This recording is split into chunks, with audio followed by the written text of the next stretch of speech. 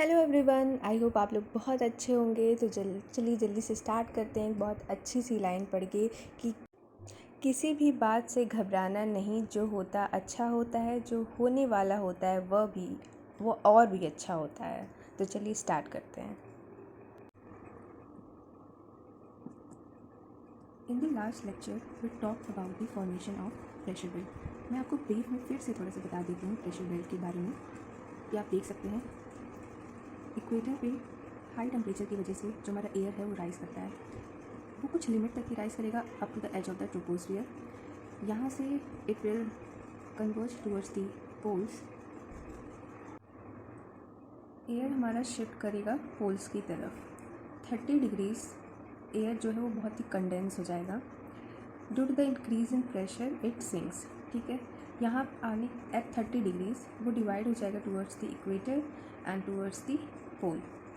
The air which is coming towards the equator replaces the air which is rising, and this is how the cycle is complete. हमें ये पता है कि poles पे जो high pressure यहाँ पे ऑलरेडी हाई प्रेशर यहाँ पे एग्जिस्ट करता है at the poles both the sides northern hemisphere and southern hemisphere. The air from the poles move towards the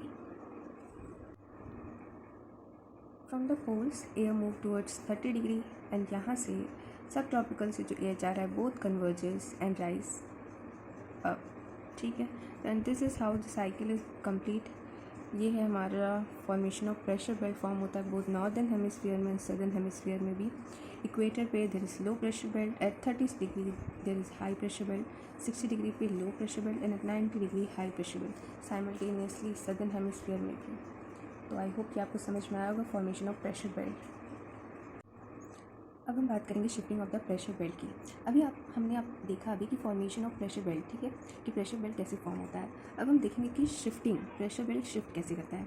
तो ये हमारा ग्लोब है 0 degree 30 degree north, 60 degree north, 90 degree north and simultaneously for the south. हमने case consider किया था जहाँ पे सन की जो डायरेक्ट रेज है ना वो इक्वेटर पे पड़ रही हैं।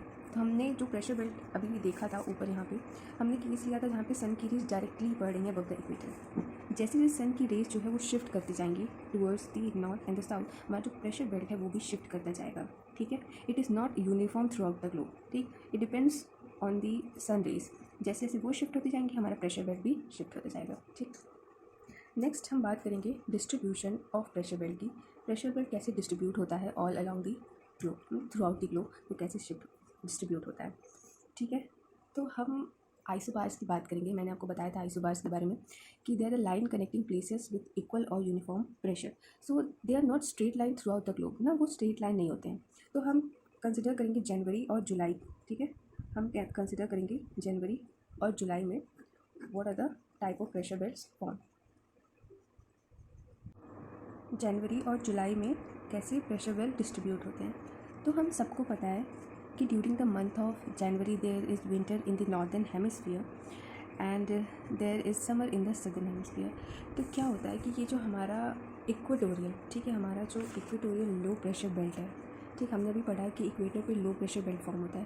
तो हमारा जो इक्वेटोरियल लो प्रेशर बेल्ट है ना वो शिफ्ट हो जाता है साउथ की तरफ। It get shifted towards the south. South में वहाँ पे समर्स हैं तो हमारे जो ओशंस हैं वो कूलर है, हमारा जो लैंड है वो हीटेड है। तो हमारा जो सब ट्रॉपिकल हाई प्रेशर बेल्ट है ना it is extended over the oceans. Oceans के ऊपर वो एक्सटेंड होता है। ठीक है, और हमारे नॉर्दर्न हेमिस्फीयर में जहाँ पे विंटर्स हैं दैट इज़ हाई कंटिन्यूस, मतलब high pressure belt continuous is form there in the northern hemisphere because वहाँ पे लैंड और हमारे जो ओशंस हैं दोनों कूलर है। अपोजिट जस्ट होता है जुलाई में। जुलाई में क्या होता है कि जो हमारा low pressure equatorial low pressure belt है it get shift towards the northern hemisphere. वहाँ पे हमारा जो सब ट्रॉपिकल हाई प्रेशर बेल्ट है, ठीक है, ऑफ नॉर्दर्न हेमिस्फीयर का is extended over the oceans and the sub tropical high pressure belt in the southern hemisphere forms a single continuous belt of high pressure. So this is how the pressure belt is distributed during the month of January and July. अब next हम बात करने वाले हैं winds की। ठीक, तो आइए देखते हैं कि विंड्स क्या होते हैं। Winds are nothing but air in motion. Now will talk about the forces which are responsible for the motion of air. So there are 3 forces.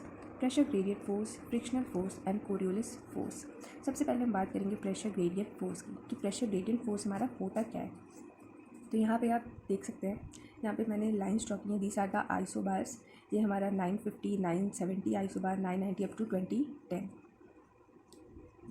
तो वेन एवर, जब भी there is a pressure difference between two points, यहाँ पे आप देख सकते हैं winds move from high pressure to low pressure. ठीक है, जब भी दो पॉइंट्स के बीच में प्रेशर डिफरेंस ज़्यादा होगा तो विंड्स जो है ना वो हाई प्रेशर से लो प्रेशर पे जाएंगी। ठीक है, और जितना ज़्यादा डिफरेंस होगा हमारा जो प्रेशर ग्रेडियंट फोर्स है वो भी ज़्यादा होगा, it will also be more. और यहीं पे साइमल्टेनियसली आप देख सकते हैं यहाँ पे जो प्रेशर डिफरेंस है वो कम है, तो हमारा जो प्रेशर ग्रेडियंट फोर्स है वो भी कम है। अब हम बात करेंगे फ्रिक्शनल फोर्स की। फ्रिक्शनल फोर्स होता क्या है? कोई भी ऑब्जेक्ट वो मोशन में है on the surface of the earth, it will experience a frictional force in the opposite direction. और जैसे जैसे आप ऊपर जाते जाएंगे हायर एल्टीट्यूड्स, हमारा जो फ्रिक्शनल फोर्स है वो कम होता जाएगा। तो सरफेस पे मैक्सिमम होता है, above it keeps on decreasing. Now third will talk about the Coriolis force कि कोरियोलिस फोर्स होती क्या है। It is nothing but the imaginary force. जब भी कोई ऑब्जेक्ट मोशन में होती है over a rotating body, for example आप ले सकते हैं हमारा अर्थ, it will experience a deflection in the right direction in the northern hemisphere and deflection in the left direction जब वो सदर हेमिस्फीयर में होगा। ठीक है, तो नॉर्दर्न हेमिस्फीयर में it will be deflected right and in southern hemisphere it will be deflected left. ठीक, तो these are nothing but the imaginary forces. इसका एक फॉर्मूला भी है साइन फाई। ठीक है, फाई इज द एंगल। अब हम बात करेंगे causes responsible for the Coriolis forces. So there are the three causes: latitude, speed of object and speed of rotation of earth. ठीक है, सबसे पहले हम बात करेंगे लैटिट्यूड्स की। तो at equator eight 0 degrees the force is 0, ठीक है, it is minimum, and at the poles 90 degrees it is maximum। ठीक है, second is the speed of the object. जितना ज़्यादा स्पीड होगा ऑब्जेक्ट का फोर्स उतना ही हाई होगा, और जितना स्पीड कम होगा फोर्स विल बी लेस। तीसरा है हमारा स्पीड ऑफ रोटेशन ऑफ अर्थ। मान लीजिए हमारा जो अर्थ है उसके जो रोटेशन की स्पीड है वो बढ़ जाए तो हमारा जो कोरियोलिस फोर्स होगा वो भी बढ़ जाएगा। तो ये था हमारा आज का टॉपिक जिसमें हमने पढ़ा फॉर्मेशन ऑफ प्रेशर बेल्ट्स के बारे में, shifting of pressure belt, distribution of pressure belt, winds, what are the forces responsible for its motion, then that's it. Thank you so much.